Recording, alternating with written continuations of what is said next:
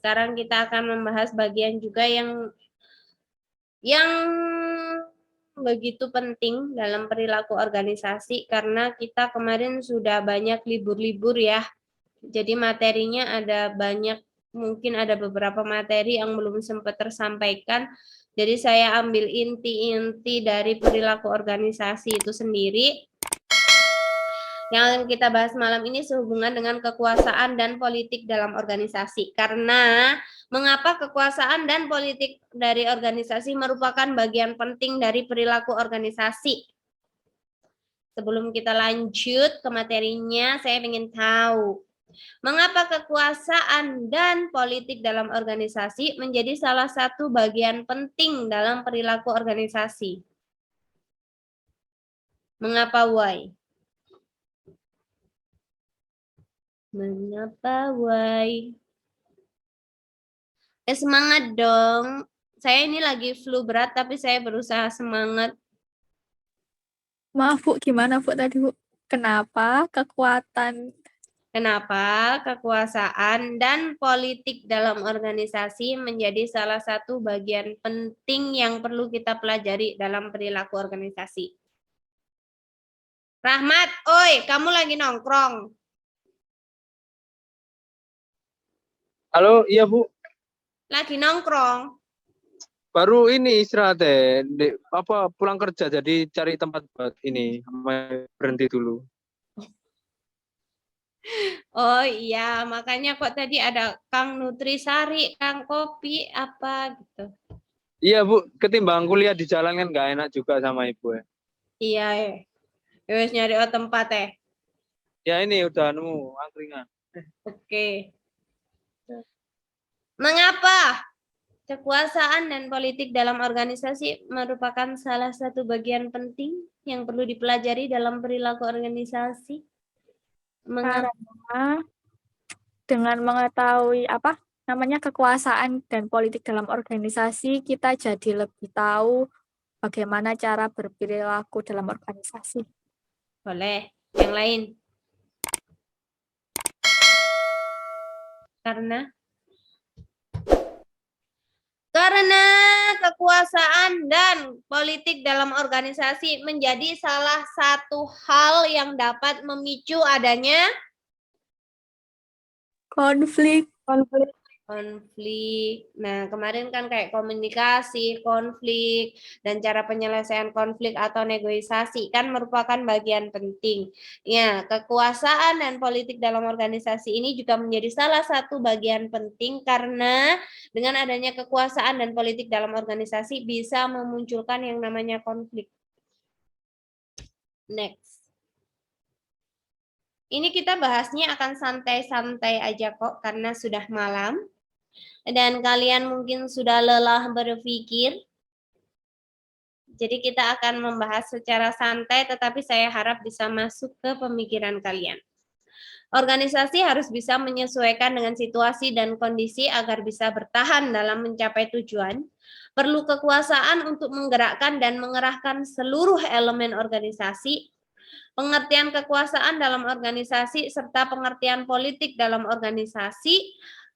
Perbincangan seputar organisasi dan manajemen adalah perkembangan paling mutakhir dalam studi-studi organisasi dan manajemen. Jadi, mengapa tadi kekuasaan dan politik menjadi salah satu bagian yang penting?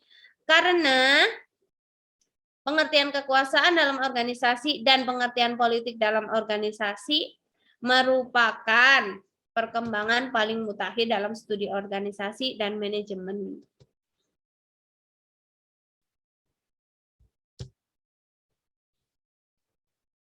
Definisi kekuasaan. Menurut Pfeffer dalam Lutyens 2005 disebutkan, kekuasaan adalah kemampuan mempengaruhi perilaku, mengubah peristiwa, mengatasi perlawanan, dan meminta orang melakukan sesuatu yang tidak ingin mereka lakukan. Jadi dengan adanya kekuasaan yang dimiliki oleh seseorang, itu bisa mempengaruhi perilaku orang lain. Bisa mengubah peristiwa, bisa mengatasi perlawanan, bahkan meminta orang untuk melakukan sesuatu yang sebenarnya orang tersebut tidak ingin melakukan. Kekuasaan juga bisa diartikan sebagai potensi atau kapasitas dari satu pihak untuk mempengaruhi pihak lain. Jadi kekuasaan di sini adalah kemampuan atau kekuatan atau kalian bisa menyebutnya sebagai power untuk mempengaruhi perilaku orang lain, untuk mengajak orang lain melakukan sesuatu yang mereka nggak ingin lakukan. Itu dinamakan kekuasaan. Kekuasaan dan kepemimpinan itu berbeda. Kalau kekuasaan itu adalah potensi dan kemampuannya, kalau kepemimpinan adalah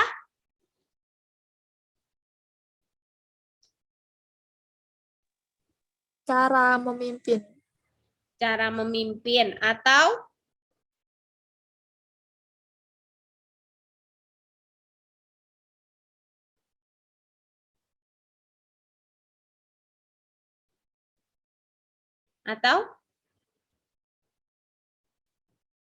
kepemimpinan itu adalah cara memimpin atau cara menaungi atau seorang pimpinan atau leader, sedangkan kekuasaan itu adalah kemampuannya untuk menggerakkan orang-orang yang ada di bawah kekuasaannya. Sumber-sumber kekuasaan. Nah, ini sumber kekuasaan itu ada 5. Yang pertama yaitu kekuasaan penghargaan. Kekuasaan yang bersumber pada kemampuan orang untuk mengontrol sumber daya dan memberikan imbalan pada orang lain. Jadi sumber-sumber kekuasaan yang pertama adalah kekuasaan penghargaan atau reward power, yaitu kemampuan untuk mengontrol sumber daya dan memberikan imbalan pada orang lain. Contohnya,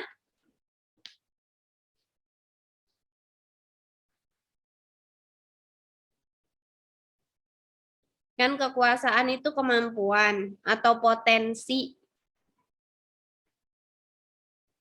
yang dimiliki oleh orang lain untuk memberikan imbalan. Atau kekuasaan itu adalah kemampuan yang dimiliki oleh pemimpin untuk memberikan imbalan kepada karyawannya. Contohnya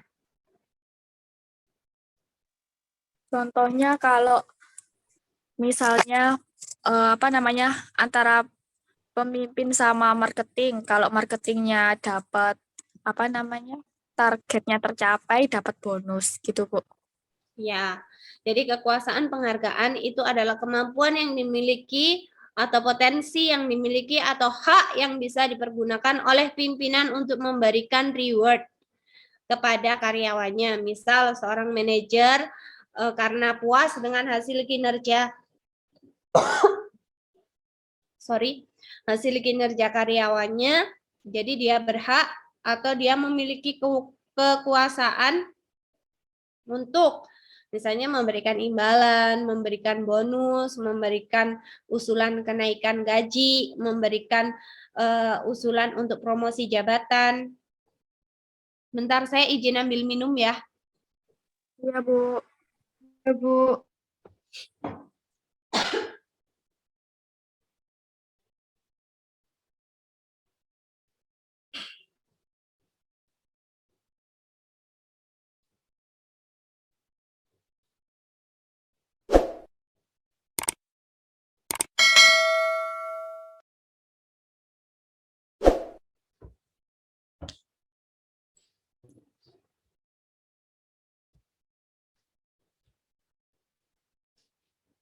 Oke.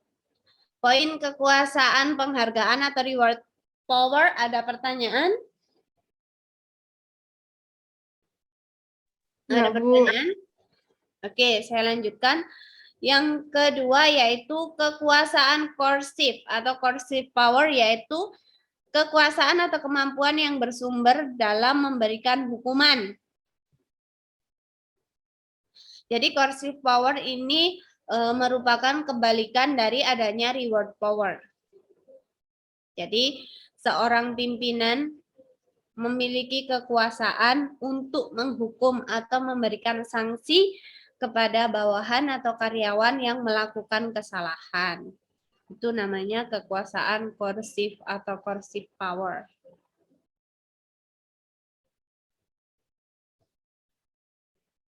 Aduh, Rahmat ngantuk. Iya Bu, baru kelar kerja ya, sorry. Kamu kerja di mana, Rahmat? Eh, ya alhamdulillah sih Bu, nggak ikut perusahaan tapi udah jalan sendiri. Oh, Ya, terus baru pulang jam segini. iya, soalnya banyak ini tadi pesan. Jadi Oke. makanya nyempetin di warkop biar dengerin materi dari Bu Farida. Oh, saya terharu sekali sama Rahmat. Iya. Kalian semuanya ini harusnya malu sama Rahmat. Karena Rahmat masih punya niat untuk ikut kuliah. Sedangkan kalian sama aja sih sama Rahmat ngantuk juga. Oke, kita lanjut ya. Poin yang ketiga yaitu kekuasaan legitimasi atau legitimate power, yaitu kekuasaan yang bersumber pada hak atau wewenang resmi dalam organisasi. Contohnya banyak nih. Wewenang resmi ya. Kekuasaan legitimasi atau legitimate power.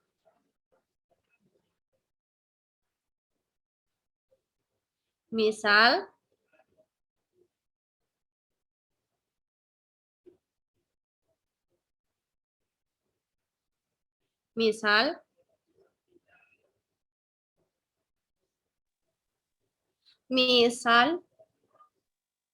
Kalau wewenang resmi mungkin lebih kayak manajer gitu bukan nggak sih?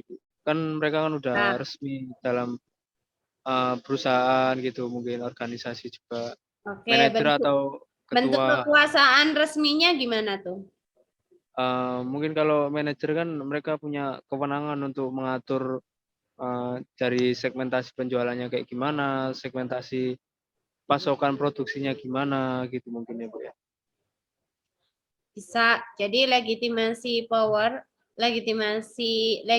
power atau kekuasaan legitimasi yang berupa hak atau wewenang itu sehubungan dengan jabatan.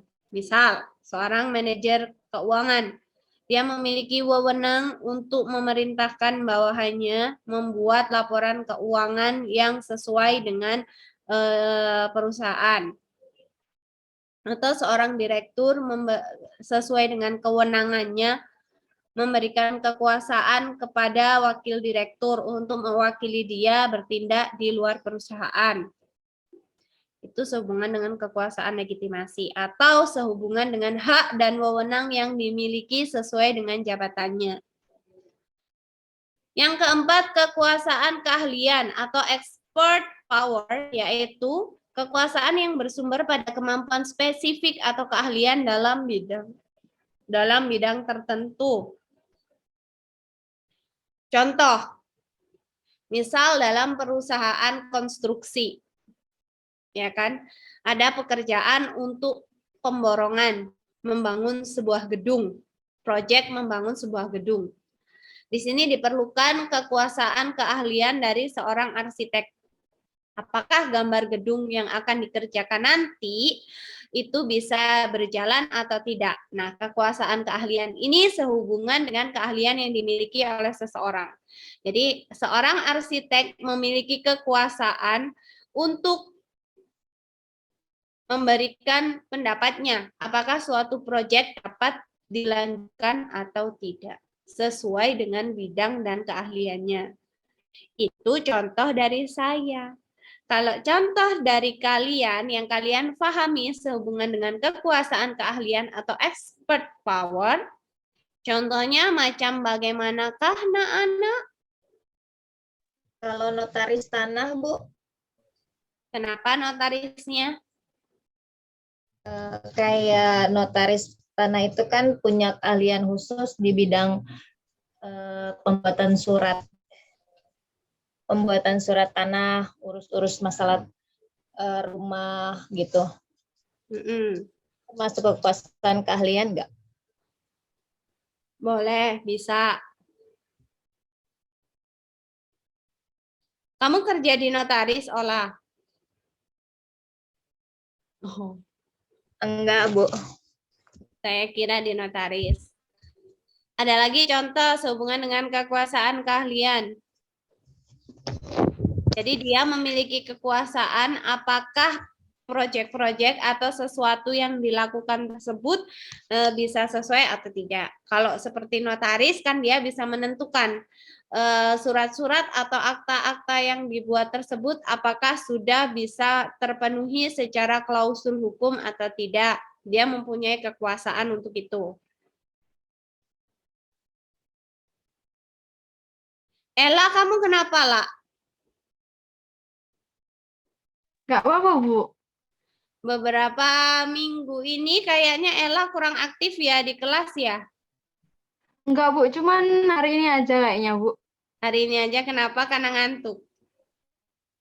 Enggak. Enggak apa-apa, Bu. Ayo lebih konsentrasi lagi Ella. Ella biasanya aktif loh. Next, kekuasaan referent atau referent power. Yaitu kekuasaan yang bersumber pada ciri khas kepribadian tertentu. Contohnya,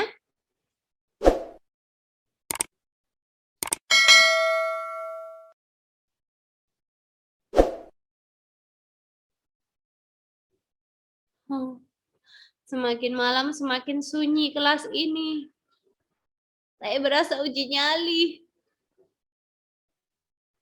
Jadi kekuasaan different di sini berhubungan dengan kekuasaan yang diperoleh seseorang itu berdasarkan karismatiknya. Kalau kita biasanya di lingkungan sekitar ya, ada kan orang-orang yang dianggap memiliki kekuasaan karena dia memiliki karismatik. Nah, itu namanya kekuasaan reference. Jadi, mengapakah orang itu harus bersifat berkarisma? Salah satunya ketika kalian dianggap memiliki karismatik, maka kalian akan memiliki kekuasaan. Bu, contohnya kayak ini enggak, Bu? Gimana? Gubernur saya. Gubernur Jakarta.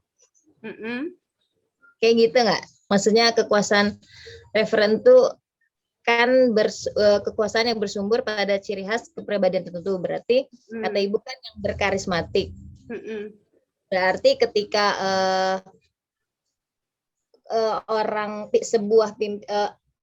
seorang pimpinan mempunyai ciri khas sendiri yang pada akhirnya orang-orang itu melihat bukan hanya pada karismanya aja atau gimana? Iya, jadi karena dianggap memiliki karisma, akhirnya dia dijadikan orang-orang di bawah kekuasaannya itu bisa terpengaruh perilakunya karena menganggap beliau ini memiliki kekuasaan tersendiri gitu. Jadi kan kalau kita biasanya kalau di lingkungan sekitar karena orangnya karismatik, kita itu mau nolak kan segan ya. Karena Bu, karisma ini dimiliki. termasuk beauty privilege nggak, Bu? Atau dari karismanya aja? Dari Atau beauty karismatiknya privilege sih. termasuk? Kalau beauty privilege enggak sih.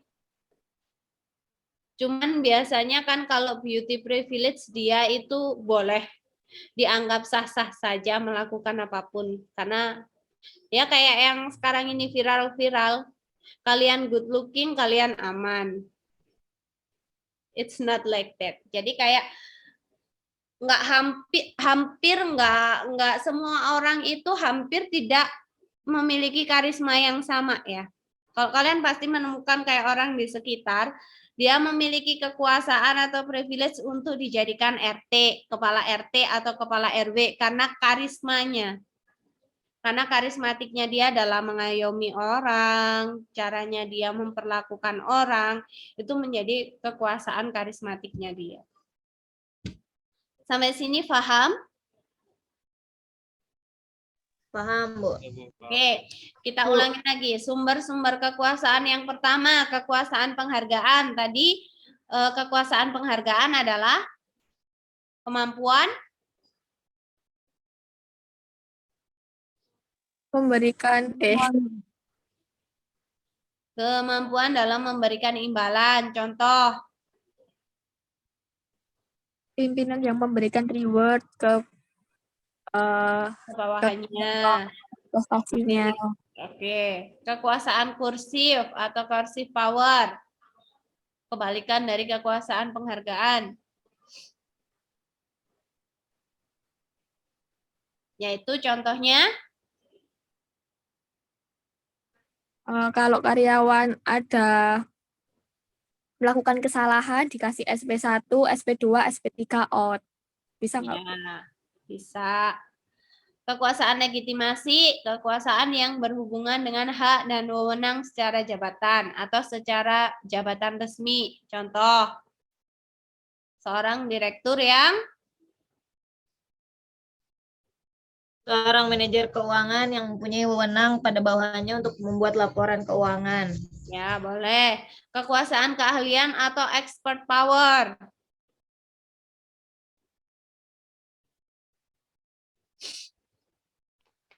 Arsitek yang memberikan pendapatnya untuk mendesain sebuah gedung. Mendesain sebuah gedung atau kekuasaan di mana arsitek tersebut memiliki kekuasaan untuk melanjutkan atau tidaknya suatu proyek. Jadi dia punya kekuasaan untuk bilang, enggak deh, karena gambarnya nggak sesuai, jadi nggak usah dijalankan. Dia punya kekuasaan untuk itu. Itu namanya kekuasaan keahlian. Atau kayak tadi notaris, dia memiliki kekuasaan untuk melihat dari segi hukum suatu surat perjanjian. Kekuasaan referent atau referent power. Contohnya? Contohnya? Kekuasaan yang bersumber pada karismatiknya. Kekuasaan yang bersumber pada karismatik yang dimiliki oleh orang. Politik organisasi. Jadi ada kekuasaan juga ada politik dalam organisasi. Kalau kita mendengar kata politik pasti yang terngiang-ngiang di kepala kalian adalah sehubungan dengan partai, kegiatan politik. Padahal politik itu adalah suatu istilah. Politik adalah kekuasaan dalam tindakan. Jadi politik itu adalah memanfaatkan kekuasaan untuk bertindak, memiliki memanfaatkan kemampuan atau potensi yang dimiliki untuk melakukan tindakan-tindakan lain. Politik organisasi merupakan tindakan yang dilakukan oleh individu dalam organisasi untuk memperjuangkan kepentingannya sendiri. Jadi politik di sini adalah cara-cara atau tindakan yang dilakukan oleh individu hanya untuk mencapai atau memenuhi kepentingan diri sendiri. Biasanya kalau kalian di perusahaan kan ada misalnya politik apa yang sering kali terjadi di perusahaan yang untuk kepentingan diri sendiri. Politik yang dilakukan di perusahaan. Politik yang biasa dilakukan oleh pimpinan perusahaan untuk mempertahankan jabatannya. Contohnya? Citra yang dimiliki, Bu. Citra untuk biar nggak dipandang buruk gitu. Bikin pencitraan mungkin. Bikin? Membangun citra yang baik gitu loh. Membangun citra yang baik di dalam organisasi untuk mempertahankan kepentingannya gitu. Agar terlihat baik, agar tetap menduduki jabatan yang dimiliki, agar kekuasaannya tidak berpindah ke orang lain gitu. Melakukan politik dua wajah.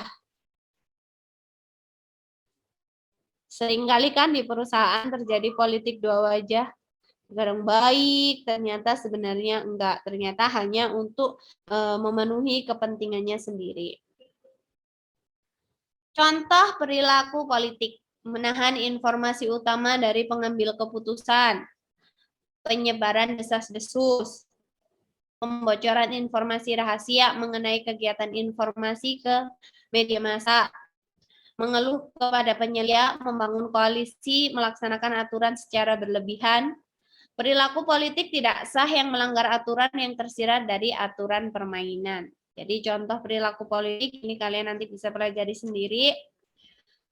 Perilaku politik dalam organisasi. Nah, kalau tadi adalah contoh perilaku politik secara umum, ini adalah contoh perilaku politik dalam organisasi. Jadi dalam organisasi pun juga ada perilaku politik, yaitu meliputi perilaku untuk mempengaruhi di luar sistem formal atau bersifat ilegal dan seringkali bersifat sembunyi-sembunyi. Kalau kalian kerja biasanya di pabrik ya, setiap kali mau musim kenaikan gaji, itu kan sebenarnya untuk kepentingan sendiri. Misal seorang pimpinan perusahaan sebenarnya juga mengharapkan kenaikan gaji. Tetapi yang digerakkan di sini untuk menyampaikan aspirasinya adalah siapa? Siapa? Yang digerakkan bawahan atau karyawan. Jadi kalau kalian kerja di pabrik itu ya, kayak pabrik-pabrik, kan selama ini yang banyak menuntut tentang kenaikan gaji itu kan mereka-mereka yang kerja kayak di pabrik gitu kan. Karena mereka merasa punya power, merasa punya teman yang banyak untuk menyampaikan aspirasinya. Nah, poin yang pertama ini meliputi perilaku untuk mempengaruhi di luar sistem formal atau bersifat sembunyi-sembunyi ini. Contohnya biasanya sebenarnya seorang pimpinan pun juga mengharapkan kenaikan gaji. Tetapi untuk ikut terjun dalam demonstrasi kenaikan gaji itu biasanya dia yang menggerakkan karyawan-karyawan di bawahnya. Jadi dia biasanya memberikan info kayak sembunyi-sembunyi, nggak apa-apa nanti kalian ikut aja demo, nanti perkara surat dan lain-lain, saya bisa keluarkan surat izinnya, surat dan lain-lainnya. Itu merupakan salah satu contoh politik dalam organisasi. Politik tadi poin utamanya apa sih? Poin utama dari politik tadi apa? Politik dalam organisasi tadi? Kekuasaan untuk menggerakkan sesuatu. Memanfaatkan Kapan? kekuasaan atau potensi yang dimiliki demi kepentingan pribadi, ya, kepentingan pribadi dalam suatu perusahaan. Karena yang kita bahas di sini adalah politik organisasi, jadi dalam suatu organisasi atau dalam suatu perusahaan. Jadi meliputi yang pertama, perilaku politik dalam organisasi yang pertama yaitu mempengaruhi di luar sistem formal atau bersifat sembunyi-sembunyi. Tadi saya sudah kasih contohnya. Yang kedua, perilaku politik berada di luar tuntutan pekerjaan spesifik seseorang, namun menuntut suatu upaya untuk menggunakan dasar kekuasaan seseorang. Contohnya,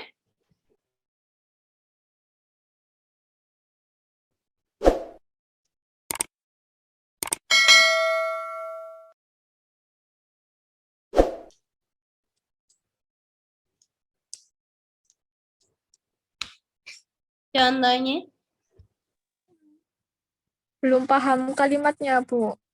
oke, kita pelan-pelan ya. Perilaku politik yang berada di luar tuntutan pekerjaan spesifik seseorang, namun menuntut suatu upaya untuk menggunakan dasar kekuasaan seseorang. Jadi perilaku politiknya ini berada di luar tuntutan pekerjaan spesifik seseorang. Misalnya pekerjaan spesifiknya Rosalia Sukma itu mengerjakan bagian keuangan. Terus pimpinan perusahaan ini sebenarnya dia mendapatkan tugas atau pekerjaan lain di luar yang dipahami atau spesifikasinya Rosa. Rosa kan di bagian keuangan. Nah, di pimpinan perusahaan ini dia mendapatkan misalnya disuruh deadline mengerjakan pekerjaan yang ada hubungannya sama manajemen produksi. Dengan berdasarkan kekuasaan tersebut, dia misalnya minta tolong atau menyuruh Rosa untuk mengerjakan pekerjaannya. Kan politik dalam organisasi tadi apa sih? Untuk kepentingan pribadi kan? memanfaatkan kekuasaan untuk kepentingan pribadi kan. Jadi di sini dia dengan kekuasaannya itu bisa memerintahkan Rosa untuk mengerjakan pekerjaan di luar spesifikasinya Rosa. Itu salah satu contoh politik dalam organisasi. Sampai sini sudah paham, Rosa? Sudah, Bu. Oke. Perilaku politik dalam organisasi yang selanjutnya yaitu perilaku politik dirancang untuk memperoleh dan mempertahankan kekuasaan dengan melalui cara-cara yang bersifat memecah belah, pertentangan maupun konflik.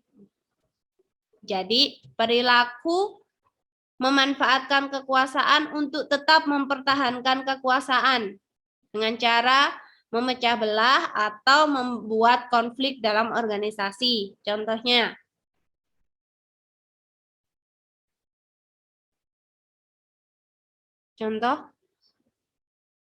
mempertahankan kekuasaan dengan cara menimbulkan konflik atau bahkan bisa memecah belah.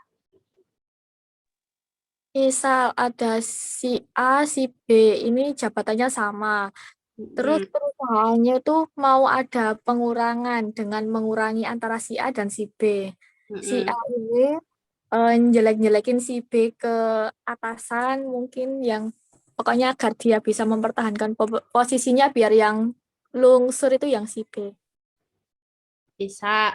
Ada lagi selain Rosa yang kasih contoh. Cara-cara memanfaatkan kekuasaan untuk mempertahankan kekuasaan sendiri dengan cara memecah belah.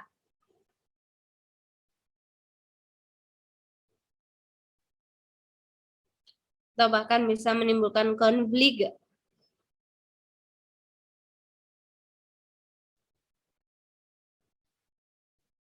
Gimana contohnya?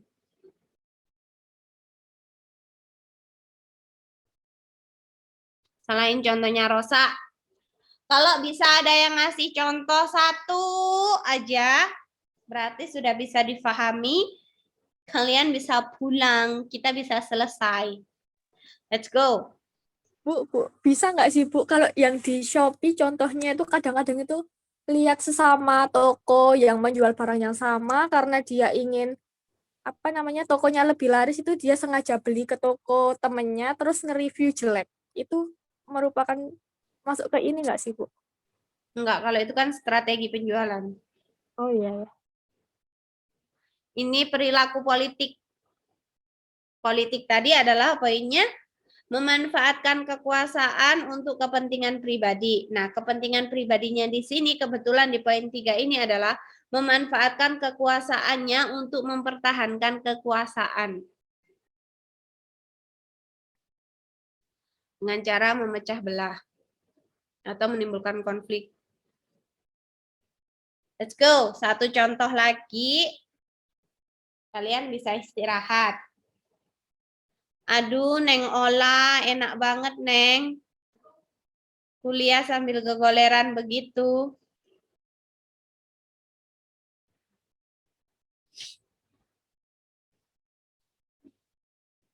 Contohnya, misal,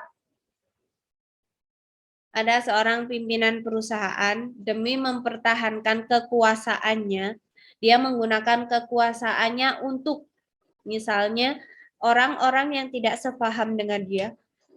Alhamdulillah. Dia bisa memiliki kekuasaan untuk mengeluarkan orang tersebut dalam organisasi. Alhamdulillah.